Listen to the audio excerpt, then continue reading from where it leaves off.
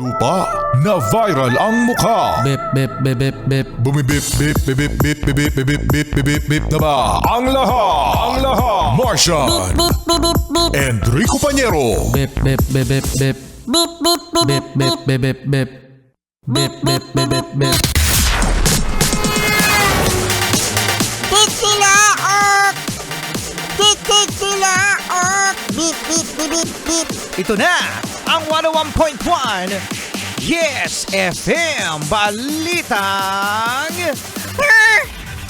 Hoy, sa mga Yes Pre, dahil ngayon ay season of giving, aba season din ng Nakawan!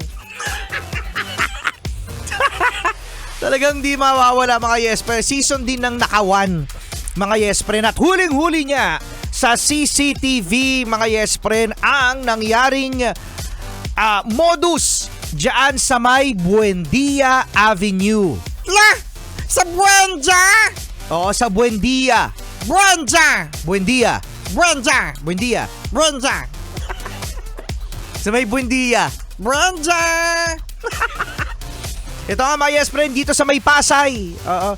So, ang mga biktima ng 3 lalaki ay ang mga naglalakad na mga naka-backpack. Oo. So, ngayon, habang naglalakad ang kanilang biktima na naka-backpack ay sinusundan nila. Pagkatapos mga Yes Friend ay unti-unting bubuksan ang zipper. La! Yung zipper! Oo. So ngayon, syempre mga Yes Friend, kapag nabuksan na ang zipper, kung ano ang bubungad doon mismo sa kanilang bag, ayun na ang kanilang nanakawin. Cellphone! Ayan, usually mga Yes Friend, pwedeng cellphone, pwedeng wallet, basta mahalagang bagay. So ngayon mga Yes Friend, nahuli yung isa. La! Isa lang yung nahuli. Oo, isa lang ang nahuli. So alam nyo mga Yes Friend, dito kasi sa Pilipinas, ang backpack ay nagiging front pack. Nakakita na ba kayo? Madami niyan mga Yes Friend. Yung backpack ay ginagawang front pack. Ibig sabihin, sa harap na isinusuot ang backpack. Diba? Ang weird! La! Only in the Philippines. Only in the Philippines. Ang ginagawa ko niyan mga Yes Friend, kapag naka-backpack ako, nililipat ko yan talaga sa harap para mas madaling bumaba sa LRT. O kasi kapag nasa likod din naman yung bag mo, mahirap kasi babangga-bangga yan eh. Unlike kapag nasa harap mo yung backpack, safe na. Pagkatapos, mas madidiskartehan mo yung paglabas mo sa tren o sa bus. Oo, para na sa ganun, hindi abala, lalong-lalo na pag punong-puno. So, ngayon mga Yes Friend, sana request lang natin sa mga kapulisan yung pagiging visible. Kasi kapag visible ang mga pulis, kahit si Martian matatakot. Kahit ako matatakot.